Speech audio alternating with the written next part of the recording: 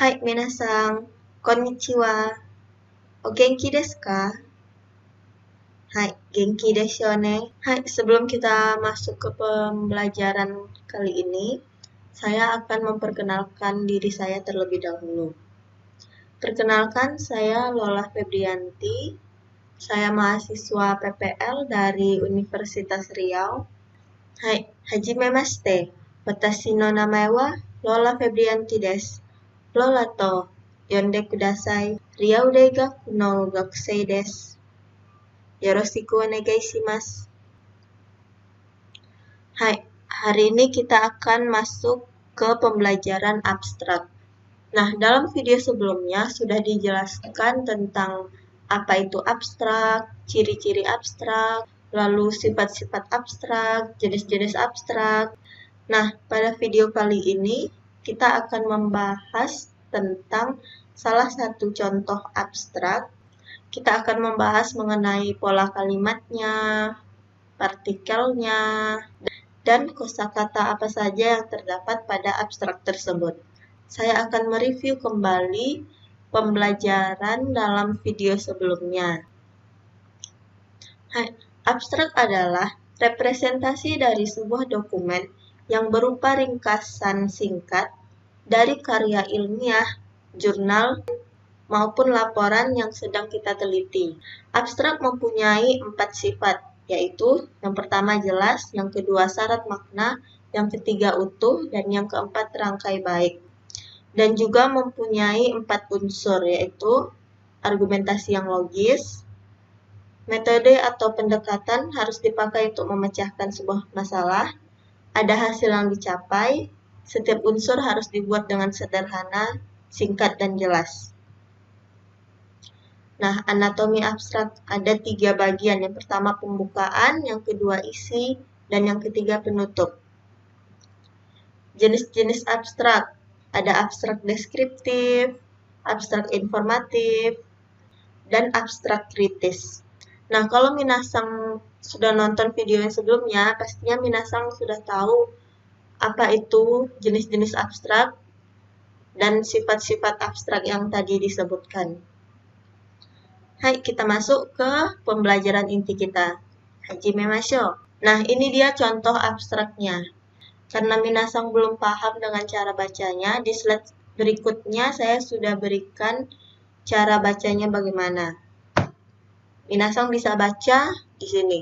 本研究の目的は、1、寺子屋張技能訓練協会における日本語学習のストラテジーを明らかにすることである。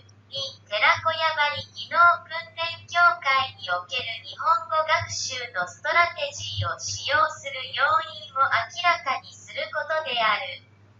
調査対象寺子屋張技能訓練協会の日本語教師である。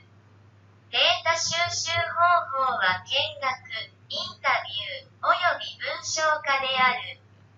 それを定性的な記述法により分析した。調査結果は使用したストラテジーは、1、教練、質疑応答、またはロールプレイである。2、使用した要因は学習者に短時間で日本語を身につけさせるからである。Nah, itu dia cara bacanya. Nah, selanjutnya kita akan bahas satu persatu. Dimulai dari pembukaan. Pembukaan di sini dari Honkekyū no Mokuteki wa sampai Akira kani suru koto de aru. Next, kita lanjut. Nah, ini dia artinya. Selanjutnya ada isi atau honbun. Untuk isi itu dimulai dari Chōsa Taisho sampai Suke Saseru Kara de aru. Ini artinya.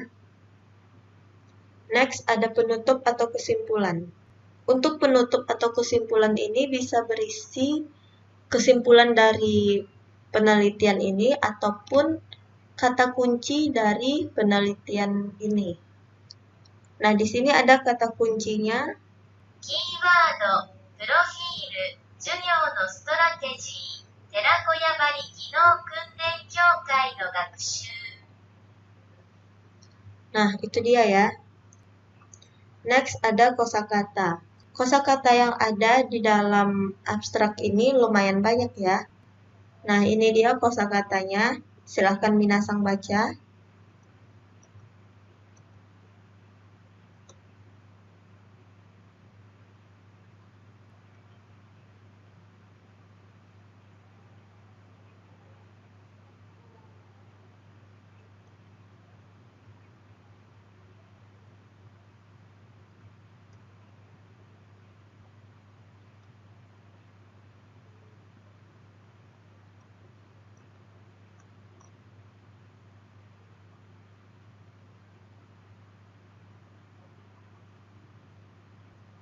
Yang selanjutnya ada pola kalimat.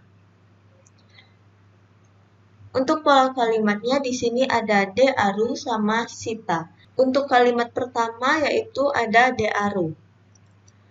Nah, itu kalimatnya dibaca shio shita yoin wa gakusu shami tanjikan de nihongo minisuke saseru kara dearu. Nah, kalimat ini berarti yaitu faktor yang digunakan adalah untuk membantu belajar bahasa Jepang dalam waktu singkat.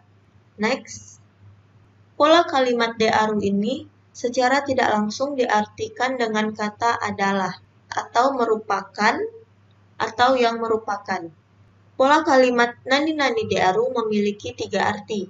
Yang pertama sebagai akhiran kalimat pengganti des. Ini digunakan untuk membuat kalimat lebih kaku dan lebih formal. Biasanya dijumpai dalam bahasa tulisan. Misalnya, kono mondai wo kaiketsu suru koto ga hitsuyo fukaketsu de aru. Yang berarti, menyelesaikan masalah ini merupakan hal yang penting.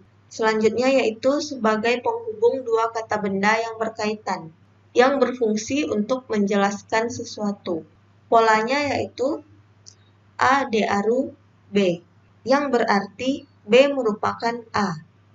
Misalnya, kare no sensei dearu watashi wa kare ni okori wo motte imasu, yang berarti saya yang merupakan guru dia bangga dengan dia. Hai, yang selanjutnya ada sebagai penghubung dua kalimat sejajar. Polanya yaitu A wa B deari, C wa D dearu, yang berarti A adalah B dan C adalah D.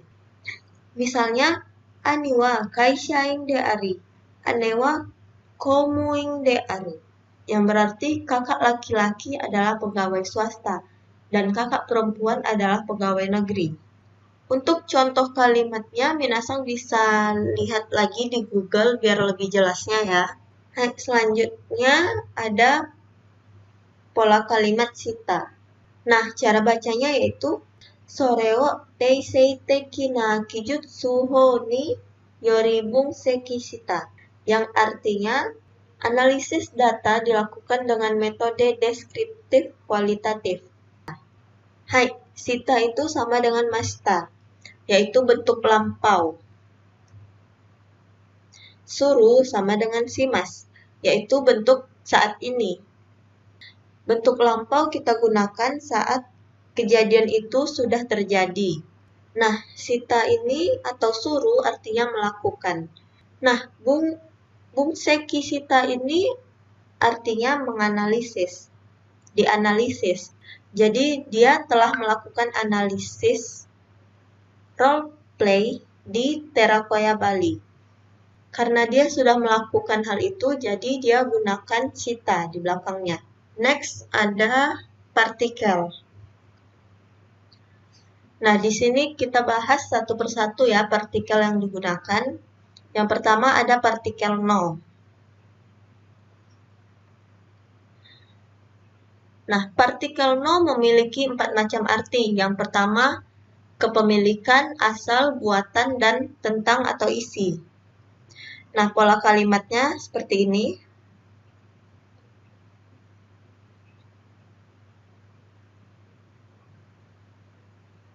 Kata benda 1 no, kata benda 2. Nah, yang pertama watashi no kabang, tas saya. Yang berarti tas saya. Yang kedua, UGM no gakusei, yang berarti mahasiswa dari UGM. Yang ketiga, Amerika no kuruma, mobil buatan Amerika. Ini dia kan. Yang keempat, Otobai no hong, buku tentang motor. Kata benda satu ini berfungsi untuk menerangkan, sedangkan kata benda dua yaitu diterangkan. Paham ya, minasang? Selanjutnya ada partikel wa. Nah, partikel wa ini digunakan untuk menunjukkan bahwa kata sebelumnya adalah topik kalimat atau hal yang dibicarakan. Pola kalimatnya seperti ini ya. A ini adalah subjek.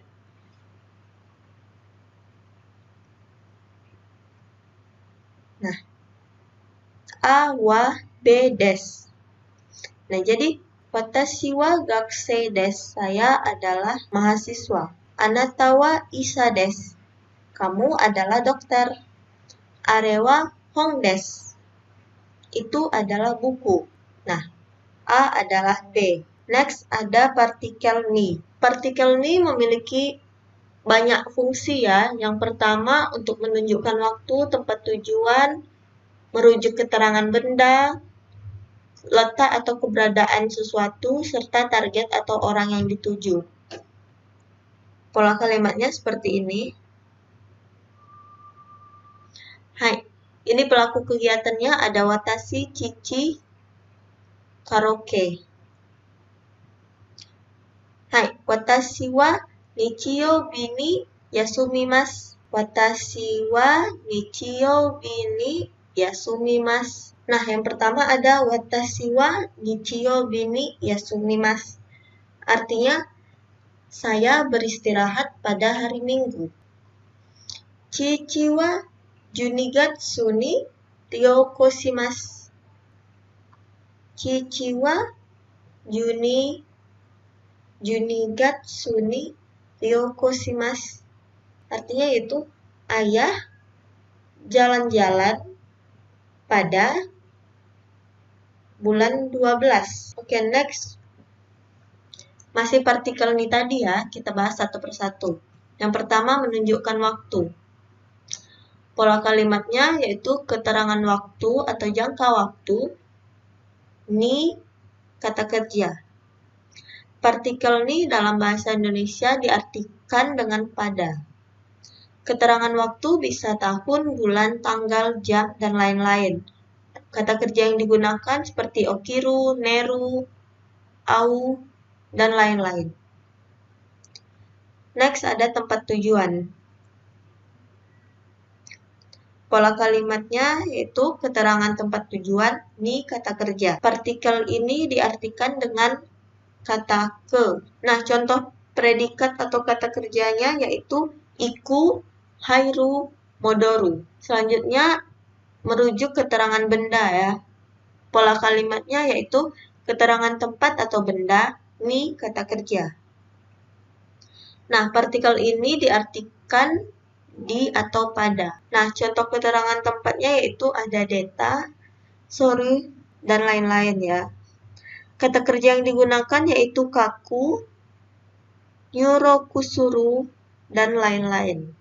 Next, ada letak atau keberadaan sesuatu.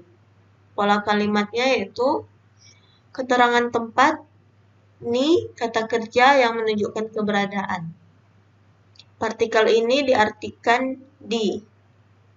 Contohnya yaitu iru untuk benda hidup dan aru untuk benda mati, serta sumu, tinggal, dan lain-lain. Next ada target atau orang yang dituju. Pola kalimatnya keterangan orang yang dituju, ni kata kerja. Partikel ini diartikan kepada. Kata kerjanya yaitu ageru, okuru, dan lain-lain. Nah, selanjutnya partikel wo. Partikel wo digunakan sebagai penanda objek untuk kata kerja transitif.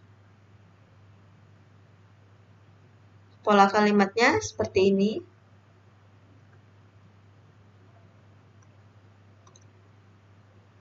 Hai, yang pertama ada watashi wa gohan o tabemasu.